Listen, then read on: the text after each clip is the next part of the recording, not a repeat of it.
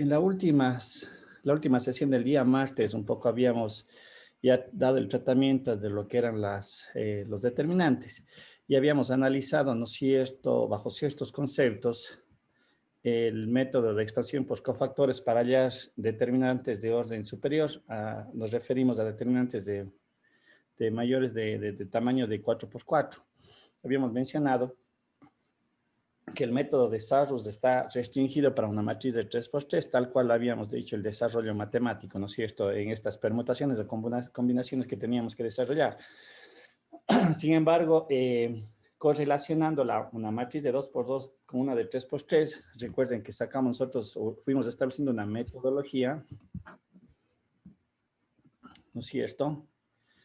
Un poquito me voy para atrás, justamente esta relación matemática en donde se puede apreciar, ¿no es cierto?, que el cálculo del determinante de una matriz de 3×3 nosotros la podemos desarrollar también considerando matrices de 2×2, pero ojo, ¿no es cierto?, cómo se hacía la estructura algebraica de esta relación. Ya habíamos mencionado que nosotros tomábamos todos los elementos, sea esta de una fila o de una columna, cualquiera de esta matriz de 3×3, y construíamos esta relación que está en este recuadro rosado, ¿no es cierto?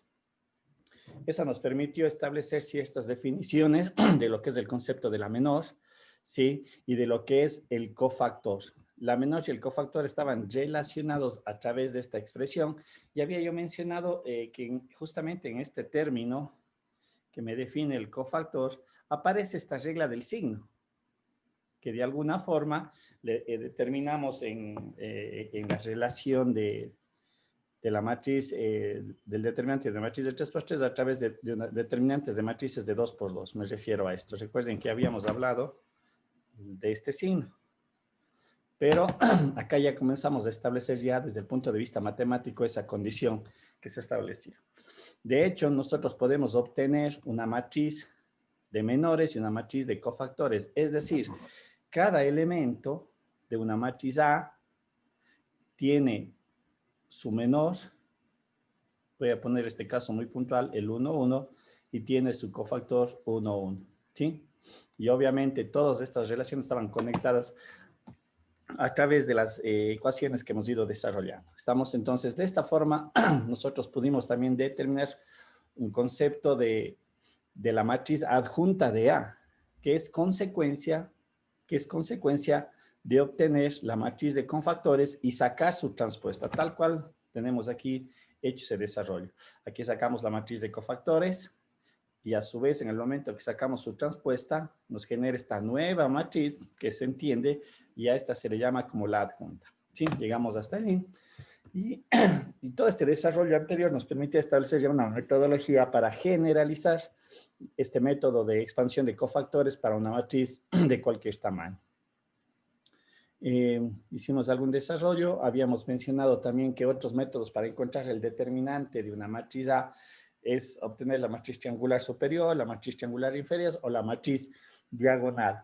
Pero recuerden que para obtener este tipo de matrices, ¿sí?, yo trabajaba en el determinante, no en la matriz. Y en el momento que trabajo yo en el determinante, tenemos que aplicar las propiedades o las reglas que habíamos descrito anteriormente. Mucho cuidado con eso, ¿sí? ¿Qué pasaba cuando cambiaba filas o renglones? ¿Qué pasaba cuando eliminaba un término con respecto a otro? Podía eliminar términos, o sea, en filas o en columnas, ¿sí? ¿Qué pasa si yo, antes de hacer todo el desarrollo matemático del determinante, puedo ver que esta matriz tiene una fila completa de ceros o una fila completa o columna completa de ceros? Sabemos que el determinante automáticamente es cero. ¿Estamos? Bien, cuando hablábamos de que yo puedo transformar una matriz triangular superior o inferior o una diagonal, el cálculo del determinante solamente es la diagonal principal. ¿Estamos? Entonces, esos aspectos a tenerlo presente. Bien, hicimos un ejercicio, me parece que uno de estos lo desarrollamos, ¿sí? Acá también hicimos un ejercicio un poquito aplicando esta característica del determinante condicionado a que sea igual a 0. Estamos, y lo que vamos a empezar ahora es justamente establecer una nueva metodología para la solución de sistemas de ecuaciones, ¿sí? que se conoce como la regla de Kramer, y que seguro que ustedes ahora están recordando a qué se refiere y cómo se hacía. También es un método muy, muy simple, no es nada complejo, pero se basa justamente por el cálculo de los determinantes. ¿Estamos? Bien.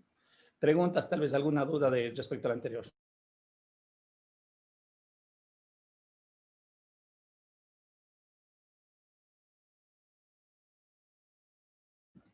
Bien, entonces arranquemos el día de hoy con este concepto de la regla de Kramer, ¿no es cierto?, aplicada a la solución de sistemas de ecuaciones.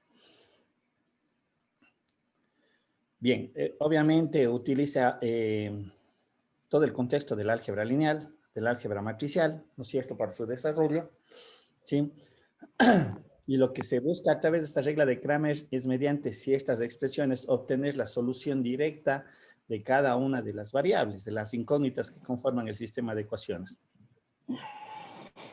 Nuevamente, tenemos que recordar las características que se pueden aplicar también a esta condición, a esta nueva metodología, que es que la matriz A, la matriz de los coeficientes asociados a las variables, debe de ser cuadrada por el cálculo que vamos a hacer sobre esta matriz. Y obviamente el determinante de la matriz de coeficientes no sea nulo, es decir, que esté conformado de elementos de cero, eso es lógico. Es decir, la matriz A debe de ser regular, o debemos de calcular su determinante, ¿no? O nos puedo permitir calcular su determinante. A ver, si me ayudan con sus micrófonos.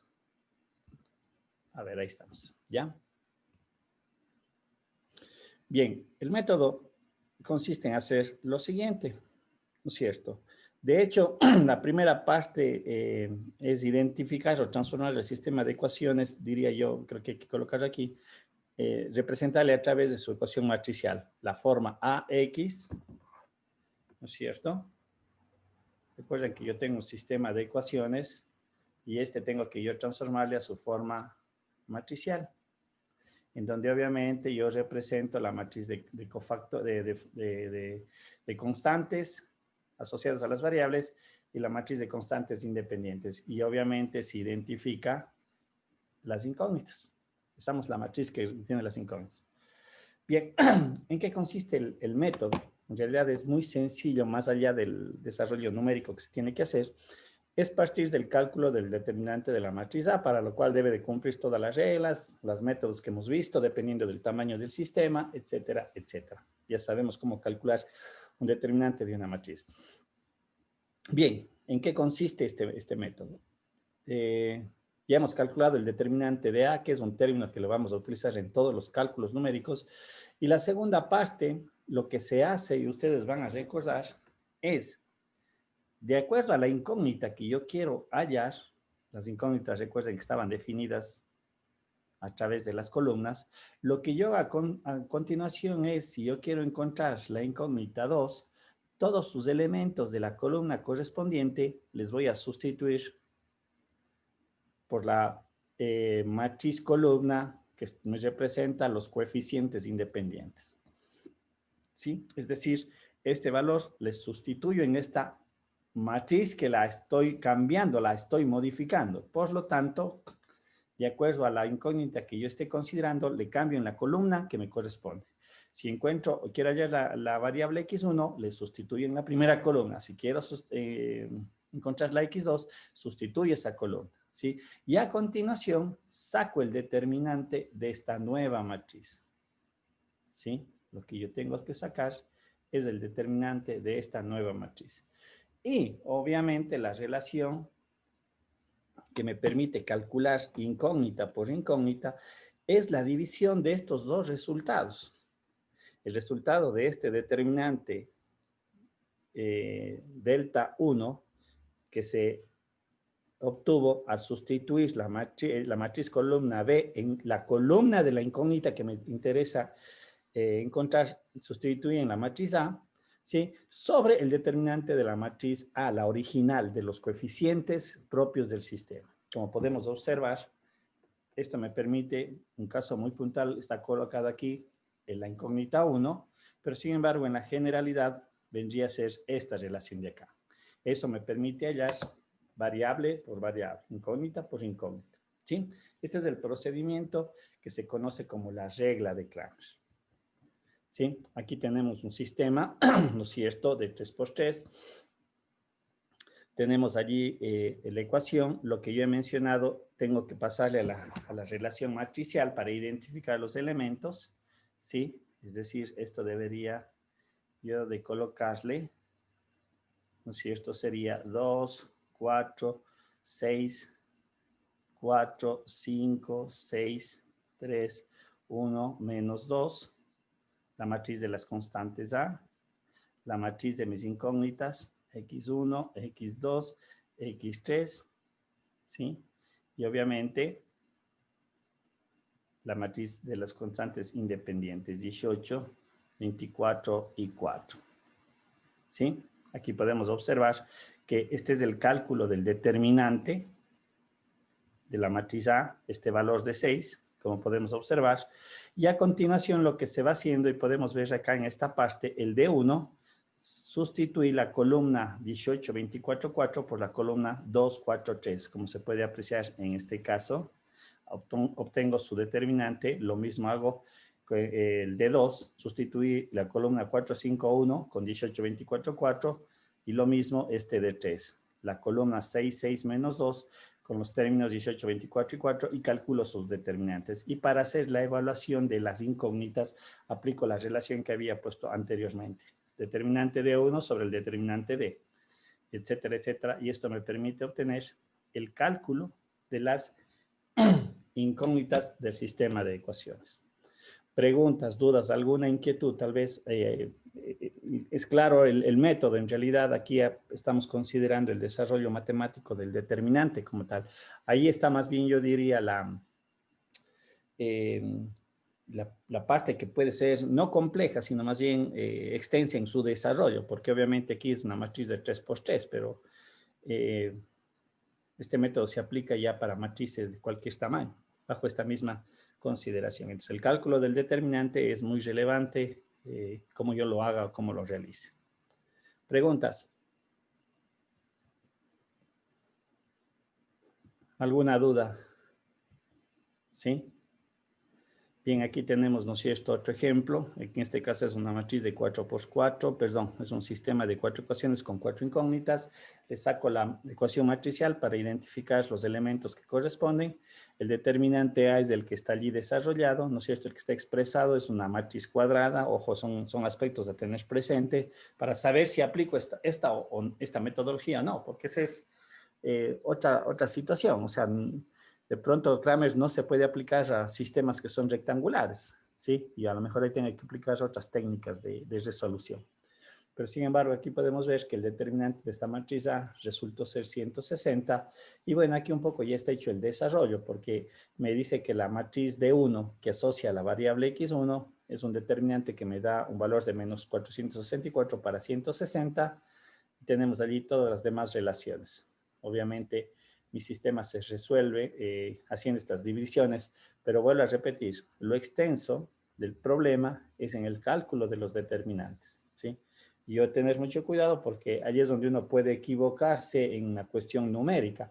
Se me pasó una multiplicación, se me pasó un signo y obviamente a lo mejor obtengo cualquier resultado, ¿sí? Tengo un resultado, pero a la larga el resultado puede ser errado, ¿sí? Entonces, más bien hay que tener mucho cuidado en el desarrollo de los cálculos numéricos. Bien, preguntas, alguna duda, alguna inquietud. No sé si queda claro el método. Adrián, Betsabe, Cristian, Elizabeth, Jefferson, Jessica, Jomaira, Jonathan, Marlon, Paulina. ¿Alguna consulta? ¿Está claro o no está claro? ¿Sí están al otro lado o no? Muy buenas, profe. Yo sí me perdí un poquito, pero bueno, viéndolo, como que ya de carajo. O si pudiera repetirle, por favor, si fuera tan amable.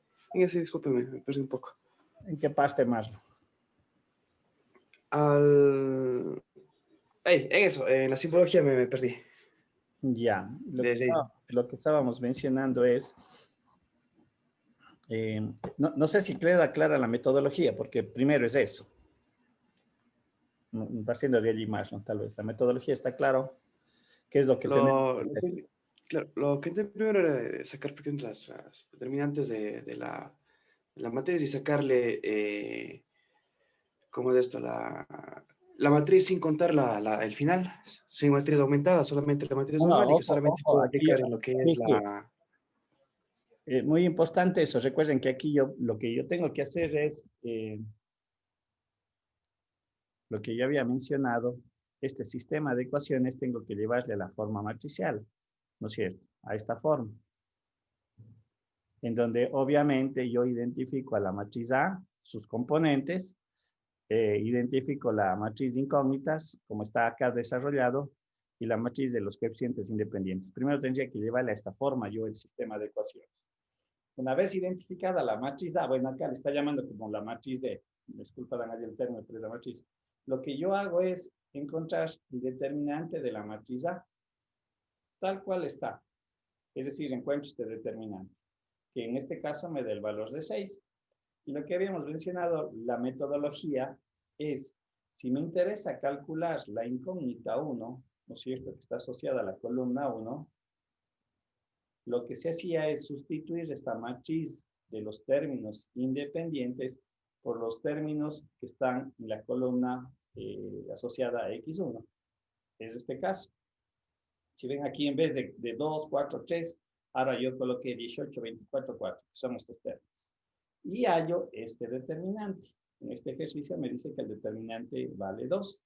Lo mismo hago con X2, lo mismo hago con X3. Tal vez ahí si se aprecia, ustedes pueden ver, estos son los términos de la matriz independiente B. ¿Dónde están posicionados ahora? De acuerdo a la incógnita que quiero encontrar. Y estas nuevas matrices que se me generan, vuelvo a repetir, Profe, hallo su determinante. Dígame. en el determinante 1 vale 24, no 2. ¿Y 24? Ajá, No. porque arriba está en Sí, X1 sí, 24 sobre 6. ¿verdad? Lo que pasa es que aquí está acostado, ¿verdad? Es 24 menos 12 y acá debe de ser 18. Está acostado un poquito aquí la relación, ya le voy a corregir. Gracias. Sí, efectivamente, ya les corrijo eso. Aquí es el resultado 24, aquí es 12 y acá es 18. Sí, gracias por la observación. Entonces, lo que yo mencionaba, ¿no es cierto? Decía, genero estas ¿cuántas matrices? 3 matrices por cada una de las incógnitas al hacer esta sustitución de B en cada una de las columnas. Y con lo que mencionaba, hay sus determinantes. Una vez que hay estos determinantes, si usted observa acá la relación, divido el determinante de 1 por el determinante de la matriz A, de la estructura propia del sistema. Y esto me da como resultado la incógnita X1, lo mismo hago con X2 y lo mismo hago con X3. Tal vez allí se entiende, Marlon. Ahora sí lo entendí mucho, gracias. Ya. No sé cómo Gracias por la observación, ya les hago la corrección de eso. Lo mismo decía, aplicábamos en este ejercicio, o sea, es un sistema de cuatro ecuaciones con 4 incógnitas, le llevo a la forma matricial, identifico la matriz A, la matriz de incógnitas y la matriz de los términos independientes, la B. ¿Sí? Y lo que hago aquí es el mismo procedimiento. Claro está que recordemos, este determinante de 4 por 4 ya tendría que aplicar uno de los métodos vistos anteriormente, por ejemplo, el de cofactores, ¿no es cierto? O tal vez, haciendo operaciones en el determinante, llevarle a una forma de una matriz triangular superior o inferior, o una diagonal, una matriz diagonal. Ya habíamos dicho cómo se hace el cálculo, ¿no es cierto? Y obviamente obtengo el determinante de A. Y ya el método un poquito de cómo calculo los determinantes ya va a depender mucho de ustedes, a no ser que el ejercicio sea muy específico, diga, aplique el determinante transformando la matriz a una matriz, el determinante a una matriz triangular superior, no sé. Eso depende de cómo esté el enunciado. Pero nuevamente, ¿sí? La metodología se repite. Entonces, yo tengo que coger la matriz B de los términos independientes, esa matriz columna, y sustituirle en la incógnita que me interesa hallar. Bueno, en este caso, al tener 4 incógnitas, tengo que hacer 4 veces el procedimiento. ¿no es cierto? Entonces tengo que hallar 4 matrices, la de 1, 4 determinantes de 4 matrices, de 1, de 2, de 3, de 4. Y una quinta matriz que es de la matriz original de los coeficientes A, que es la matriz D, ¿sí? Y obviamente, una vez hecho todos esos cálculos, aplico esas relaciones que están aquí descritas, ¿no? La que ya habíamos colocado. Esta relación 1, 2, 3, 4. Para este cálculo. Calculo o determino mis incógnitas. ¿Sí? Preguntas. Funcionan desde este ejercicio. Indicando de que le planteo para que ustedes desarrollen, ¿no es cierto? Lo que me pide es demostrar, ¿no es cierto?, que se cumple este sistema de ecuaciones, ¿sí? Donde las incógnitas son el coseno de A, coseno de B y coseno de C. Esas son las incógnitas, aplicando la regla de Kramer y aplicando la ley de los cosenos que está aquí descrita. Entonces, les estaba diciendo que les dejo planteado este ejercicio para que ustedes mañana me comenten cómo les fue. ¿Estamos? En cuanto a la metodología de la regla de Kramer, ¿hay alguna duda, alguna consulta? No sé, algo que tengamos que explicar. No sé, estoy con el micrófono. Sí, está con el micrófono. ¿Alguna duda? Por mi parte, no, profe. Ya. Listo. Bien, entonces avancemos, ¿no es cierto?, con otro método que me permite calcular la inversa de la matriz, ¿no es cierto? Conocido como el método de la adjunta, que ya sabemos cómo calcular la adjunta, ¿no es cierto?, partiendo o determinando la matriz de cofactores y de esta matriz de cofactores sacando su transpuesta. Recuerden que eso ya lo vimos anteriormente de cómo calcular la matriz de adjunta, de dónde se obtenía. Pero obviamente esta resolución de la matriz de adjunta me va a permitir también obtener una metodología para obtener la inversa de una matriz. Recordemos que en la sección anterior ya habíamos utilizado dos métodos para encontrar la inversa de una matriz. El método directo, que ya sabemos cuáles son sus, yo diría, más sus desventajas que sus ventajas, ¿sí? Y el método de Gauss-Jordan, que consistía en hacer una matriz aumentada colocando una matriz de identidad del mismo tamaño de la matriz que quiero obtener su inversa. ¿No es cierto? Recordemos eso que se hizo ya en las anteriormente, ¿sí? Bien. En este método de la adjunta vamos a utilizar justamente el determinante como parte del desarrollo y lo que ya mencioné hace un momento, el hecho de conocer esta matriz de adjunta que también ya la obtuvimos en unas clases anteriores. Bien, partamos del concepto de la matriz inversa.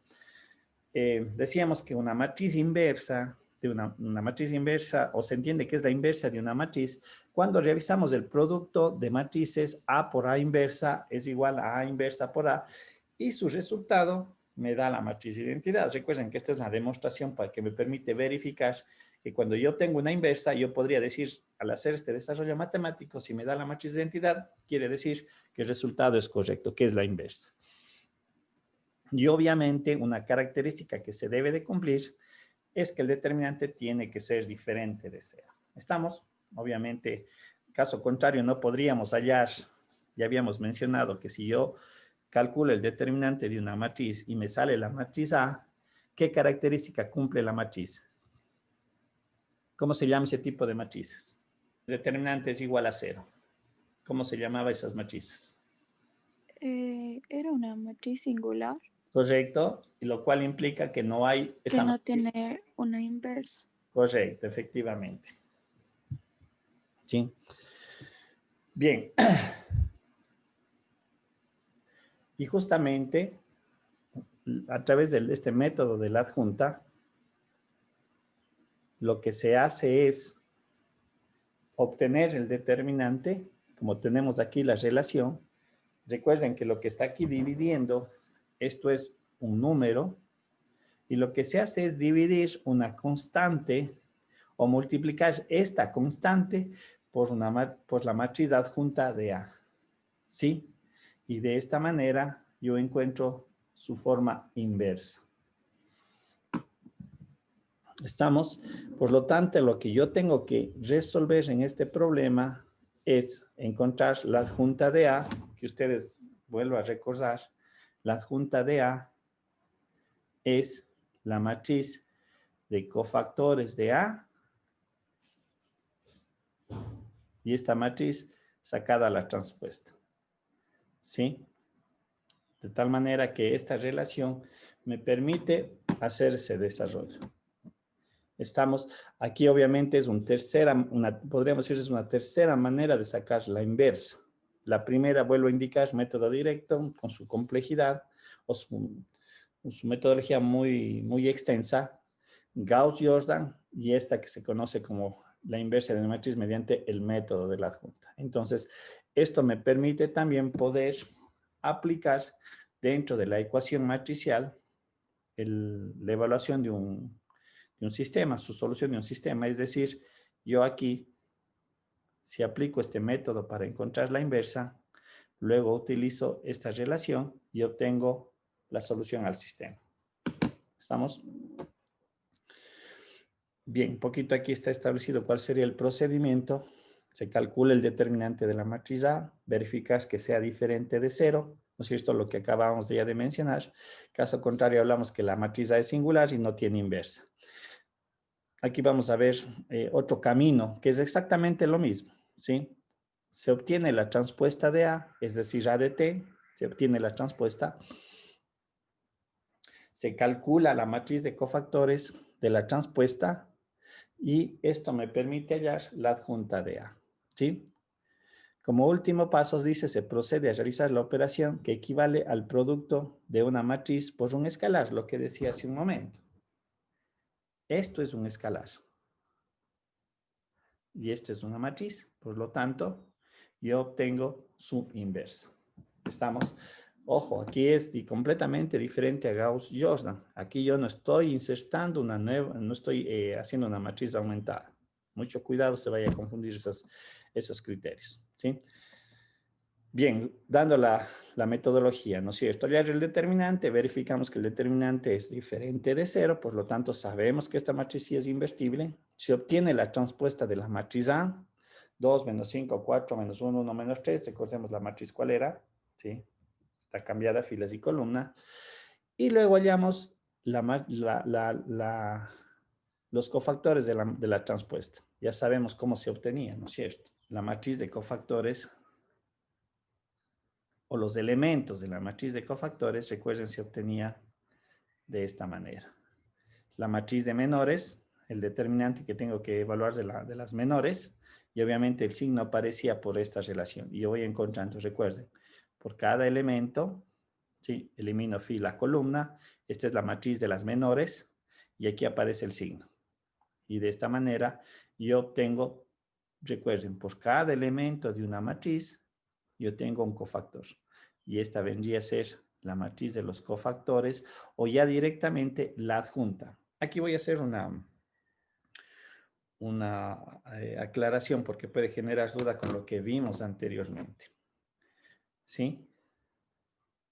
Recuerden que en la parte anterior, si ustedes revisan en la PPT, en los temas anteriores donde vimos la adjunta me decía que era igual a esto. Matriz de cofactores de A. Perdón, aquí un ratito, permítanme un rato. Pones bien la anotación. Un ratito, bueno, pones bien la anotación. Aquí digo, es adjunta de A. Dice que es igual a la matriz de cofactores de A por transpuesta.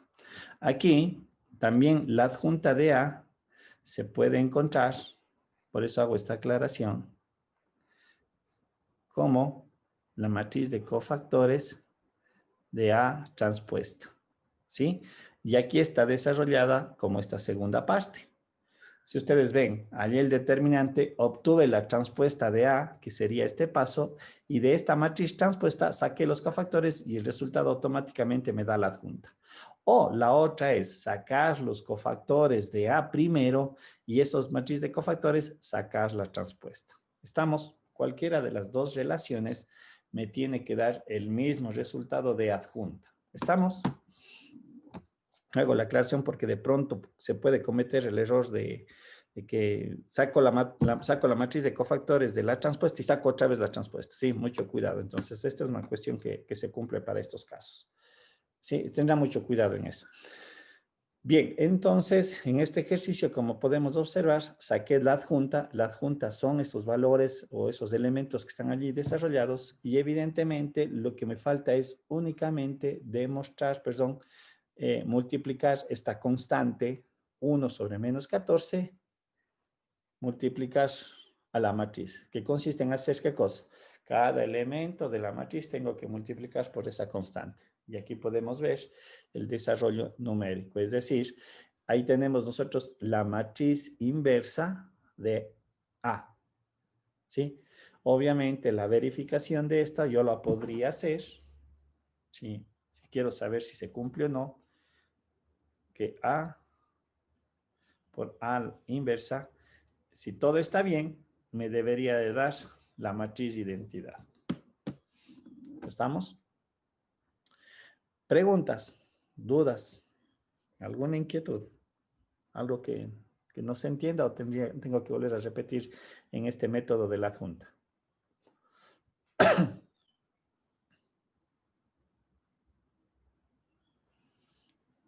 ¿Sí? Preguntas, dudas, inquietudes. ¿Está claro? Sí. Sí. Sí, profe. ¿Ya? ¿Y el resto? ¿Está claro el resto o no? Ya les digo, aquí únicamente me hablan 2 personas y yo no sé los demás que si se va entendiendo o no. Sí, profe, eso no hay problema. Sí, Ok, profe. listo. Sí, profe. Ya, gracias por responder. Bien, lo que habíamos mencionado, al sacar la inversa de la matriz a través de este nuevo método, ¿sí? La aplicación es directa ¿en dónde? En la ecuación matricial, dado cuenta de que recuerden que la matriz A por la matriz X es igual a la matriz B, y nosotros sabemos que la resolución de esta forma matricial estaba escrita como X a la inversa por B. Entonces, obviamente, esta nueva metodología me permite calcular la inversa y poder resolver el sistema, ¿sí? Y obviamente me da directamente a través del producto de matrices, directamente me da el conjunto solución del sistema. ¿Estamos? Bien, preguntas, dudas.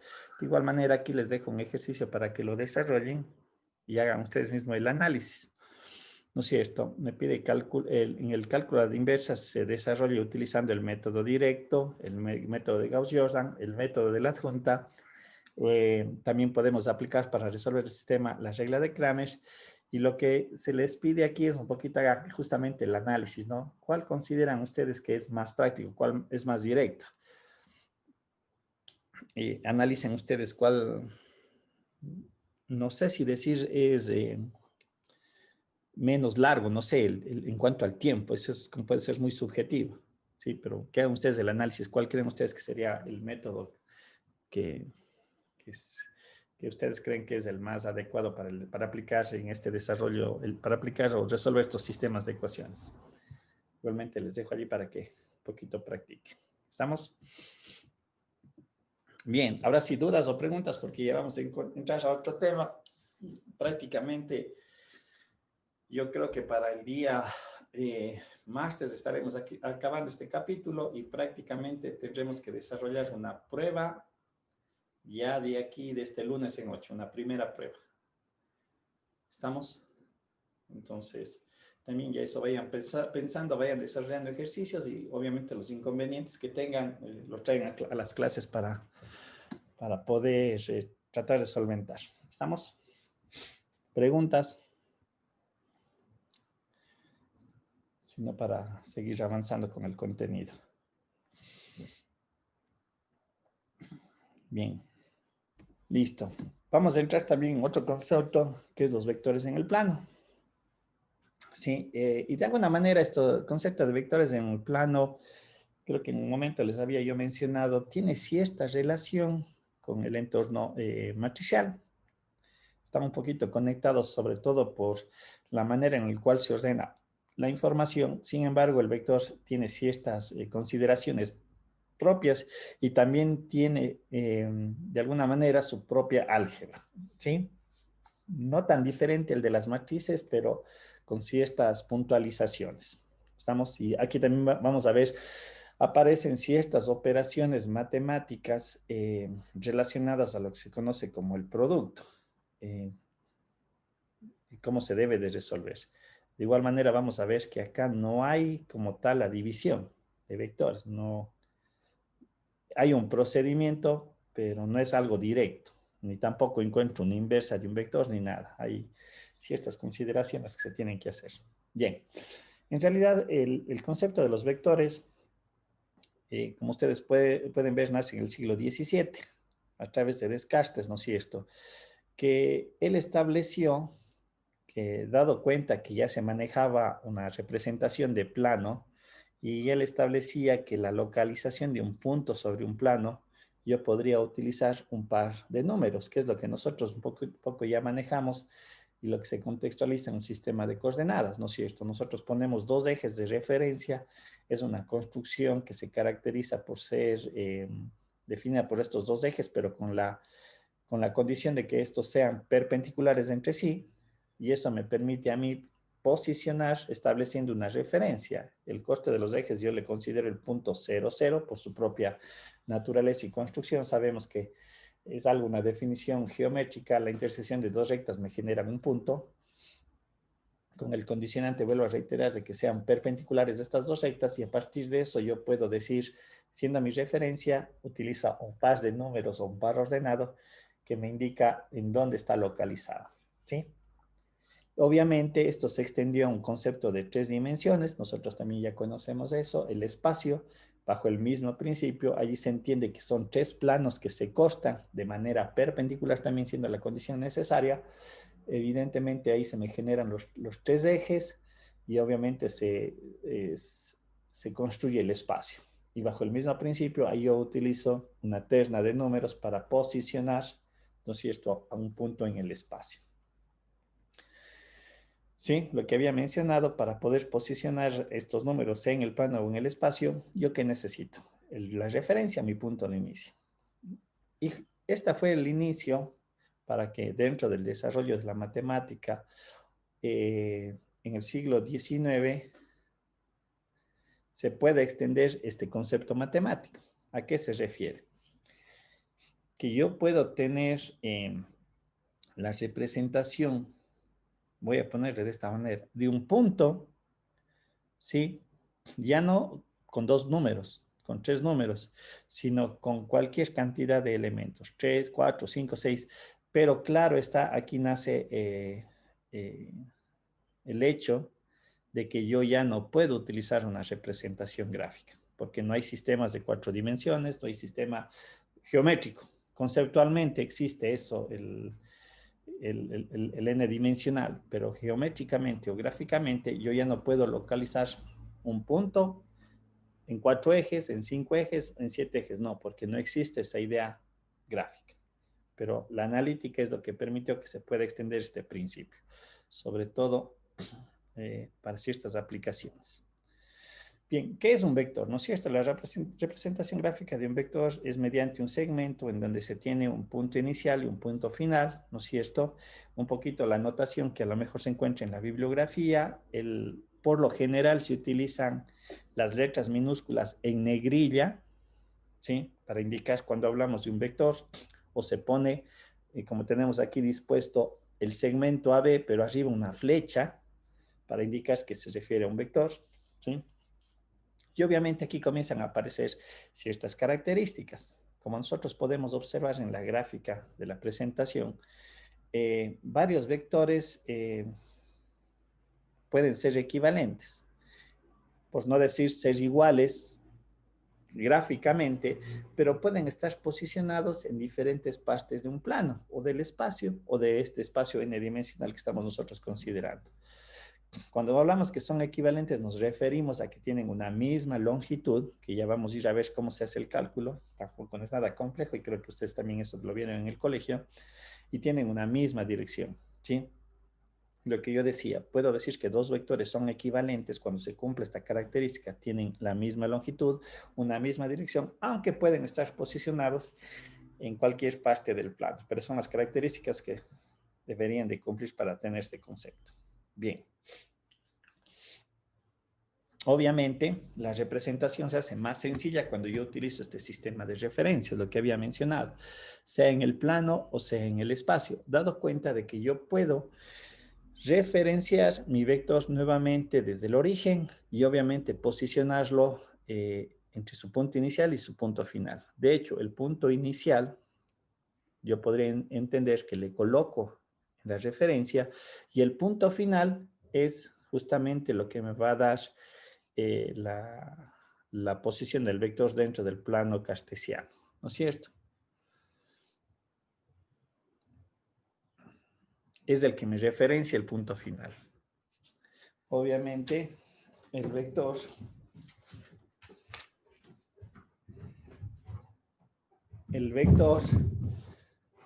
queda representada tanto por una componente en el eje X como una componente en el eje Y, ¿sí?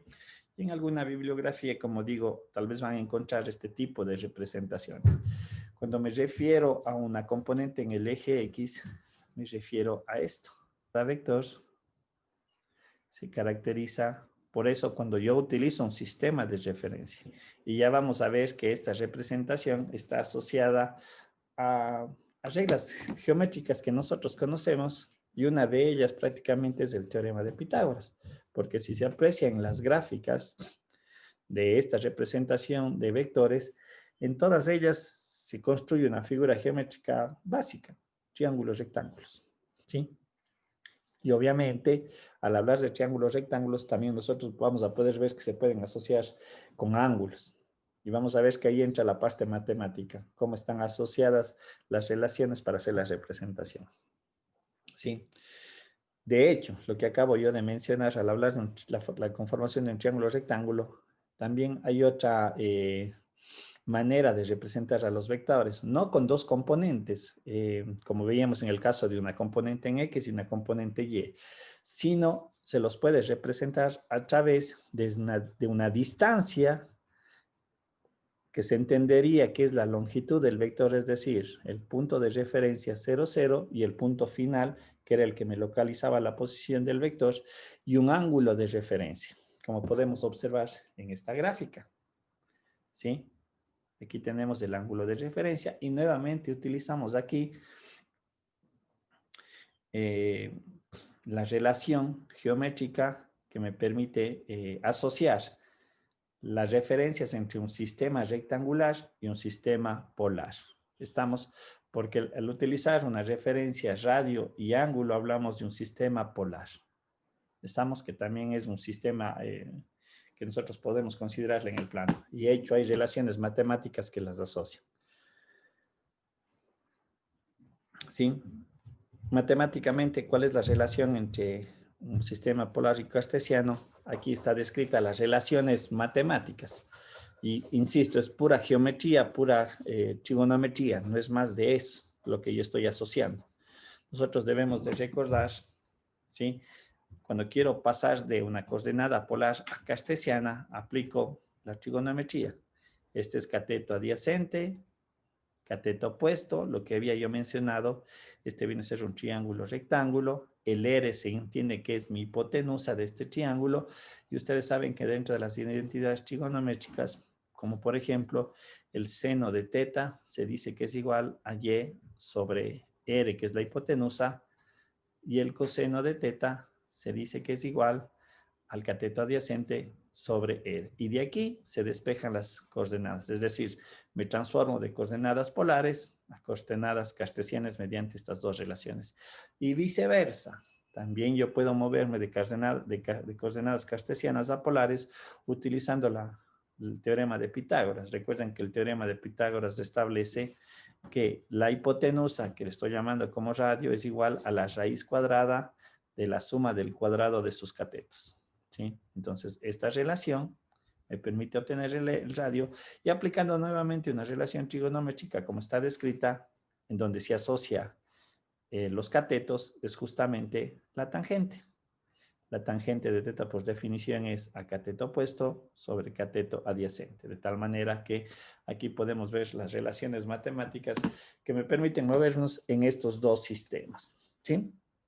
Las representaciones que yo puedo obtener dentro de los vectores, ¿sí? Unos conceptos generales, aunque ya lo hemos utilizado anteriormente en las matrices que yo ya había establecido, son muy importantes para diferenciar lo que es cada uno de ellos. En el caso de un escalar, se establece o se define que es una magnitud específica mediante un número en base a una unidad apropiada, ¿sí? Es un valor numérico, una constante, lo que yo estoy utilizando. Por ejemplo, la temperatura del ambiente, un volumen, un costo de producción, eso es lo que se establece como un escalar. A diferencia de lo que es un vector, el vector se caracteriza como un elemento que está establecido mediante un módulo, es una cantidad o la longitud desde el punto de vista geométrico, que mantiene una dirección, ¿no es cierto?, una posición en el plano y tiene un sentido, un signo, ¿sí?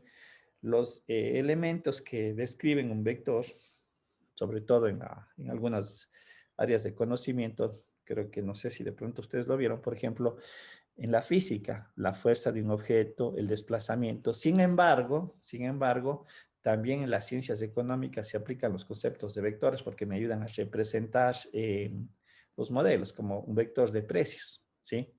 Entonces, también ahí se puede utilizar esa representación vectorial. Yo sé que tal vez en la física es más aplicado porque inclusive hay representaciones gráficas, ¿no es cierto? Como digo, no sé si de pronto ustedes vieron esas asignaturas de física, cuando se habla de la fuerza, cuando yo muevo un objeto, etcétera, etcétera. Entonces allí es más visible que uno puede hacer esas representaciones gráficas, ¿sí? Bien. Lo que ya habíamos mencionado, el vector, su representación está dado mediante componentes. Cuando hablábamos en el plano era un X y Y, cuando hablamos en el espacio hablamos de un X, Y y Z, pero nuevamente sabemos que el espacio es mi límite de representación gráfica, como podemos observar aquí en esta presentación. Este es un vector, el que está aquí descrito, y obviamente tendrá una componente en X, una componente en Y y una componente en Z, que vendrían a ser estos elementos de aquí. Sus componentes, la descomposición del vector para poder hacer su representación. Componente en X, componente en Y y componente en Z. Y lo que acaba de mencionar, este es mi límite de representación gráfica, ¿sí? Como vamos a ver también más adelante, o verán más adelante, cuando vean funciones de varias variables, este criterio se seguirá manejando. Pero el hecho de trabajar en el plano y en el espacio y hacer ciertas consideraciones y ciertas reglas matemáticas han permitido que yo pueda extender estos conceptos a sistemas n-dimensionales, que no los puedo graficar, pero que los puedo resolver de manera analítica, ¿sí? Mucha atención en esto para que tengan siempre presente, ¿no? Porque las relaciones matemáticas luego una las extiende o las generaliza. Bien, en el caso del espacio, lo que yo había mencionado, ¿no es cierto? El vector queda definido por tres componentes asociados al eje X, eje Y y eje Z, ¿sí? Al igual que en el plano, también hay una representación que utiliza ángulos, ¿sí? Pero es muy diferente a lo que vimos en el plano, el hecho de las coordenadas polares. En el espacio se tiene que hacer otro tipo de relaciones. Dado cuenta de que ahí se considera un ángulo por cada eje. Entonces ahí la relación es completamente diferente. ¿Sí? Lo que vemos aquí justamente es lo que acabé de mencionar. Tenemos una componente asociada al eje X, al eje Y y al eje Z. Volveré a reiterar lo que ya había colocado hace un momento, ¿no es cierto? Eje X, eje y la componente en el eje Z. Sí, pero ojo, por lo general esta es la notación matemática. Vamos a ver más adelante la introducción de unos vectores directores, ¿sí? Componentes que se utilizan también en la representación vectorial, como son el vector I, J y K, ¿sí? Que están asociados a los ejes directamente. Lo que yo había mencionado, al igual que en las matrices, también tienen una álgebra. en donde yo puedo realizar las operaciones básicas, como en el caso de la suma y la resta de vectores. Y obviamente aquí lo que se utiliza es una interpretación gráfica, ¿sí? Por ejemplo, dice, tenemos los vectores A y el vector B, los que están ahí dispuestos en magnitud, dirección y sentido, ¿sí? En el momento que yo quiero hacer una operación de una suma y una resta, lo que se hace es relacionar el vector A y el vector B, y en el momento que relaciono el vector A y el vector B, se genera un plano. Yo creo un plano en el momento que utilizo la suma vectorial. Y esto es completamente independiente, ojo, esto es completamente independiente del sistema de coordenadas, ¿sí? En el momento que yo relaciono dos vectores a través de la suma y la resta, genero un plano geométricamente. ¿Cómo es la operación de la suma? Ustedes van a recordar. Lo que se coloca es el primer vector, como tenemos aquí dispuesto, ¿no es cierto? Y luego, en el final del vector A, se posiciona el vector B, el inicio del vector B, y se le da la dirección de B como está aquí dispuesta. Si ustedes observan gráficamente, A es igual a este A de acá, son equivalentes, posicionados en el plano de manera diferente, y este B es el que está acá, se mantiene la dirección. Y en el caso de la suma, el resultado es el inicio de A y el final de B. ¿Estamos? Aquí se entendería que es el resultado de la suma. En tanto, cuando yo hago la operación de la resta, como ya vamos a ver, o insisto, vamos a recordar un método gráfico que se conoce como el paralelograma, y también se obtienen los mismos resultados. En el caso de la diferencia, lo que se hace es unir los dos vectores, inicios de los dos vectores, como tenemos en el caso de acá. Y obviamente, si mi resta es A menos B, en este caso se toma el final de B y la dirección se establece hacia el final de A. Cuando yo hago A menos B, porque eso es muy importante, es muy diferente, como vamos a ver, en la resta. En la suma, tengan la plena seguridad que el resultado es exactamente, me va a dar lo mismo si yo hago A más B, ¿sí? Pero en la resta es diferente. ¿Por qué? Porque cuando yo hago la diferencia A menos B, la construcción o la dirección del vector quedaría de esta manera. Esto de aquí es A menos B. Pero cuando yo hago B menos A, la construcción es la misma, pero yo debo de establecer el vector en esta dirección. ¿Sí? Este vendría a ser B menos A. ¿Cuál es la única diferencia gráfica que nosotros podemos ver? Que si nosotros observamos geométricamente se mantiene la misma longitud. ¿Qué es lo que cambió? ¿Quién me dice? Cuando es a B menos A. Respecto a menos B, ¿qué cambió? La dirección. Correcto, la dirección. Estamos, ¿sí? Entonces hay que tener mucho cuidado porque es una interpretación lo que se tiene que dar, ¿sí? Justamente lo que mencionaba en el concepto de los vectores se utiliza un poco la parte geométrica y hay un método que se conoce como el método del paralelogramo, ¿no es cierto? Para obtener la suma o la resta a través de la construcción de esta representación gráfica. El método del paralelogramo no es más que, como podemos observar aquí en la pantalla, es construir esta figura geométrica extendiendo el vector A y el vector B a rectas paralelas, ¿sí? Lo que se construye nuevamente aquí es colocando los dos inicios de los dos vectores y vuelvo a reiterar, proyectando B, como tenemos aquí en la pantalla, proyectando A y se me genera el paralelogramo. Ahora, ¿cómo se entiende la suma? La suma se entiende que es la diagonal opuesta, ¿sí? O es la diagonal donde yo uno los puntos iniciales de los vectores con su vértice opuesto. Aquí se entiende que esta es la suma. Aquí me da el resultado al aplicar esta regla del paralelogramo. En tanto que la resta de dos vectores, ¿sí? Vendría a ser, dependiendo si es A menos B o menos B, menos A, lo que yo había mencionado. Si es A menos B, inicio mi vector en el final de B y le proyecto hacia el vértice opuesto que corresponde al final del vector A. La diferencia A menos B. Y lo contrario, B menos A, el final del vector A en dirección al final del vector B, que en realidad son sus diagonales. Eso es lo que estoy haciendo entender. ¿Sí? Entonces, tener presente, creo que esto es un recordatorio de lo que deben haber visto en el colegio, el método del paralelogramo. De igual manera, aquí nosotros tenemos que dar ciertas definiciones, ¿no es cierto? El vector longitud 0. El vector 0 se denota nuevamente con este 0 en negrilla. Ojo, muy parecido a lo que habíamos utilizado en las matrices, dado cuenta de que si nosotros estamos en un sistema, estamos utilizando un par ordenado, una terna ordenada o un conjunto de elementos que nos representan el vector en n dimensiones, ¿no es cierto? Entonces, por lo tanto, el 0 debe de estar asociado a la cantidad de elementos que utilice yo para representar ese vector. ¿Sí? Entonces, obviamente, el vector 0 también se conocería como un elemento neutro dentro de la álgebra de vectores, ¿sí? Tanto para suma como resta. Si nosotros aquí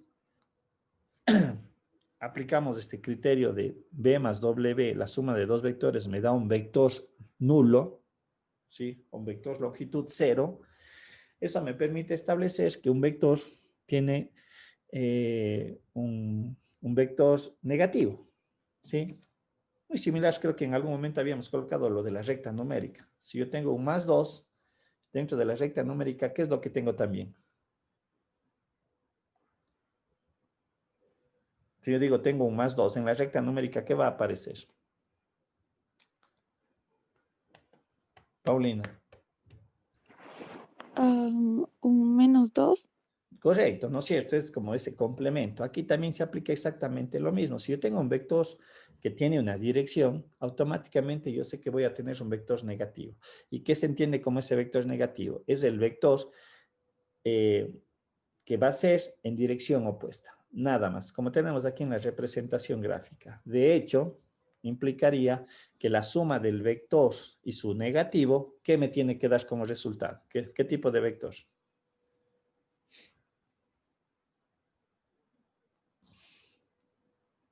Si sumo su vector con su negativo. 0. Nulo, Debe de dar el vector longitud 0, ¿sí? O sea, conceptos que créanlo, no es necesario tenerlos presentes. Es decir, si yo hago la suma del vector con su vector negativo, que ya hemos dicho a qué se refiere con su vector negativo, esto me tiene que dar como consecuencia un vector longitud 0, ¿sí? Las características, como vamos a ver más adelante, o la característica fundamental entre el vector y su negativo es que tienen direcciones opuestas, ¿sí? Otro hecho que también nosotros podemos aquí aplicar, como hacíamos en las matrices, es el escalar por un vector. ¿Y qué sucede al multiplicar un escalar por un vector? Le da nuevas connotaciones al vector, ¿sí? Obviamente dependiendo de las características del escalar. ¿A qué me refiero de las características del escalar? Si el escalar es mayor a la unidad, ¿sí? Es evidente que la magnitud del vector original va a crecer. Si el valor del escalar está entre 0 y 1, implica que la magnitud del escalar se va a reducir, ¿sí? Si el escalar es negativo, como en el caso de -1, en realidad lo que estamos aplicando aquí es justamente su vector negativo, es decir, va a cambiar de dirección manteniendo su magnitud, pero lo cual implica que yo ya puedo darle ciertas connotaciones al escalar. Si es un escalar, como tenemos en la presentación, -3, no solamente le cambia de dirección, sino obviamente le va a cambiar de magnitud. Por lo tanto, en el hecho de multiplicar un escalar por un vector, hay dos características que le puede cambiar al vector. Es su magnitud y su sentido, ¿sí? Porque si hablamos de la dirección, todas van a tener un mismo ángulo de dirección, ya dado cuenta de que eso está asociado a un ángulo de inclinación con el eje horizontal. ¿Estamos? Entonces son las características que se pueden modificar en un vector. Magnitud y sentido, ¿sí? De acuerdo al valor numérico de la constante, sea positiva, sea mayor a 1, menor entre -0, entre -1 y 1, que hace que el vector se reduzca, ¿sí? Bien. Eh, Complementando lo que ya vimos en el caso de la regla del paralelogramo, nosotros podemos hacer aterrizar esta idea en un sistema de coordenadas rectangulares para realizar la operación.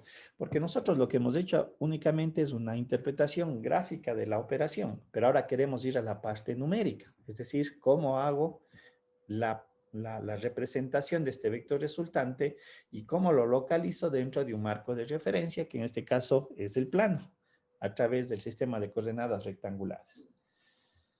Bien, cuando hablamos de una suma referenciada a un sistema de coordenadas, ya hemos visto que yo en el sistema de coordenadas un vector lo puedo definir por sus componentes. Como podemos observar aquí, el vector B tendrá componentes B1, B2, ¿sí? Es decir, es esta magnitud que me representa B1, es esta magnitud que me representa B2, está expresado aquí, y lo mismo sucede con el vector U. Esto es U1 y esto es U2, ¿sí? Y obviamente la suma de vectores, ya desde el punto de vista de la álgebra y de su representación, por eso digo, es muy similar a lo que habíamos visto en las matrices, ¿sí? La suma es la operación matemática que se tiene que hacer término a término. B1 más 1, B2 más U2, para que esto me dé cuenta del nuevo vector resultante W, que va a tener sus componentes, W1, W2. ¿Sí? Esta es la operación simple. De hecho, este desarrollo analítico, que aunque ya no va a necesitar, no necesariamente necesita una representación gráfica, porque esto ya es lo numérico, también se aplica en el caso de la resta. Lo cual implica que para hacer una suma y una resta, ¿no es cierto?, los vectores, ¿qué tienen que cumplir? Necesariamente. ¿Qué deben de ser los vectores? ¿O qué deben de tener los vectores respecto a sus componentes? ¿Quién me dice? ¿Cuál sería la característica que deben de cumplir el vector B y el vector U para poder hacer la operación de la suma? Que tengan los mismos Tener la misma números. cantidad de variables, por así decirlo. Exactamente, que deben de tener la misma cantidad de elementos, es decir, deben de estar aterrizados bajo un mismo sistema de referencia, ¿sí? Porque el sistema de referencia me indica cuántos elementos le corresponden a cada uno de ellos en cuanto a la representación, ¿sí? Ojo, es decir, si yo tengo el plano, yo sé que en el plano yo necesito un par de números. Entonces, obviamente en el plano, el vector B, el vector U, el vector que yo esté considerando, siempre debe de tener dos componentes. ¿Estamos? Muy importante, muy similar a lo que era la álgebra matricial en cuanto a la operación de la suma. ¿Sí? La resta, como decía hace un momento, se opera o se desarrolla de la misma manera. El vector por un escalar ya dentro de la representación de un sistema de coordenadas, ya esto es la parte numérica, ¿sí? Lo que habíamos nosotros mencionado. Un vector estará expresado mediante una componente en X y Y, ¿no es cierto? En el caso de un escalar, esta es la componente en X, ¿no es cierto? Vendría a ser un A1 y un A2, pero en el momento que lo multiplico por un escalar, lo que en realidad estoy haciendo es multiplicar a cada uno de los componentes. Eso es dentro de ya la operación matemática, como podemos observar. En la resta ya habíamos hecho la acotación en la suma, que es exactamente lo mismo. Claro está que en la representación nosotros tenemos que hacer ese resultado, ¿sí? Reflejar ese resultado. Estamos en el escalar, vuelvo a reiterar, dependiendo del valor de m, pero en esencia lo que en realidad estoy haciendo yo es multiplicar esta constante a cada uno de sus componentes. Recuerden que en las matrices era exactamente lo mismo. Cuando yo multiplicaba una constante a una matriz, lo que en realidad me corresponde hacer es cada uno de los elementos de las matrices, yo tengo que multiplicarle por esta constante. ¿Sí? ¿Estamos? Un poquito para volver a reiterar esta relación que yo podría entender entre vectores y matrices. En las matrices habíamos dicho que habían dos tipos de matrices especiales, cuando veíamos las primeras PPTs. y hablábamos que teníamos una matriz fila y una matriz columna. El vector vendría a ser más o menos eso, ese tipo de relación, porque es un arreglo, si le vemos desde este concepto, es un arreglo matricial que está conformado por una fila y n elementos. No es muy general que se encuentre en la literatura un vector expresado en forma de matriz columna. ¿Sí? No recuerdo yo haber visto algo de eso. ¿Sí? Pero de ser así, el concepto sería exactamente lo mismo, ¿no?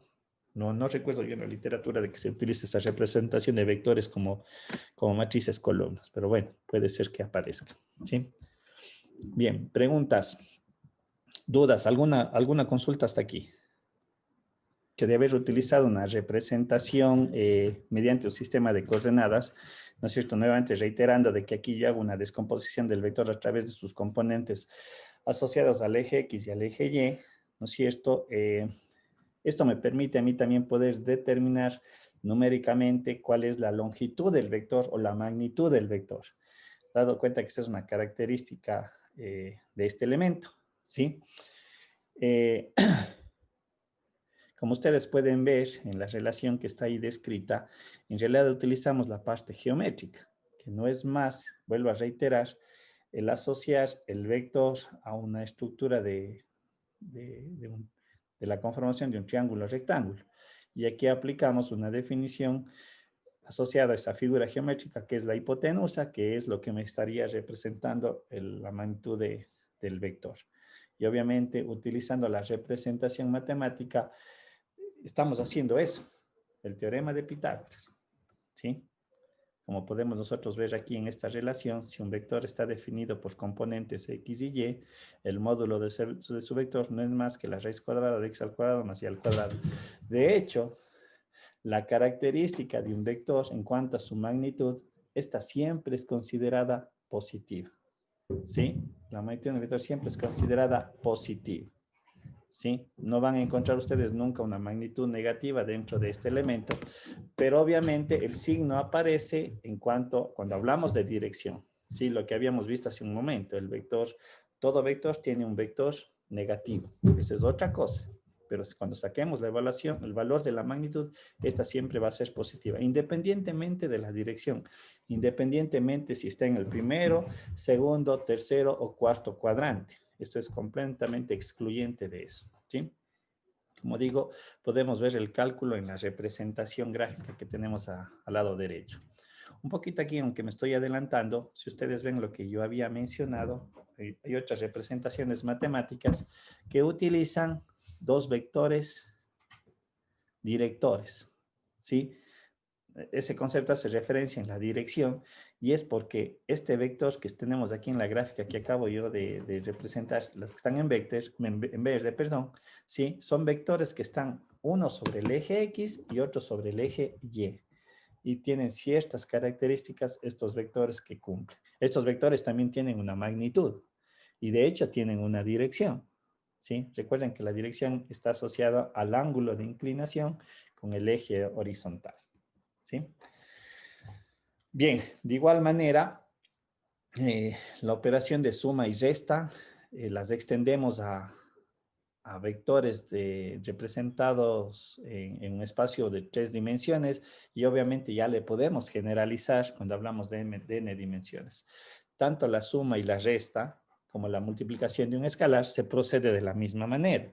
Lo que ustedes mismos me respondieron hace un momento. Dentro de la suma y la resta, ¿cuál es la característica que debían de cumplir los vectores? ¿Cuál fue?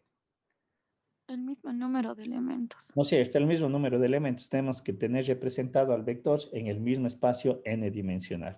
Aquí se puede ver eso, estamos hablando del espacio, por lo tanto la componente ax, ay y z está también, tenemos en el vector b, bx, by y z, y su resultado, al darle un nuevo vector, este nuevo vector va a tener componentes x, y y cz. Independiente de los valores numéricos, ojo, ¿a qué me refiero? Las componentes pueden ser 0, más no quiere decir que no está considerado esa magnitud, ese valor. Ahí tenemos las relaciones, el mismo efecto tenemos en el caso de un escalar.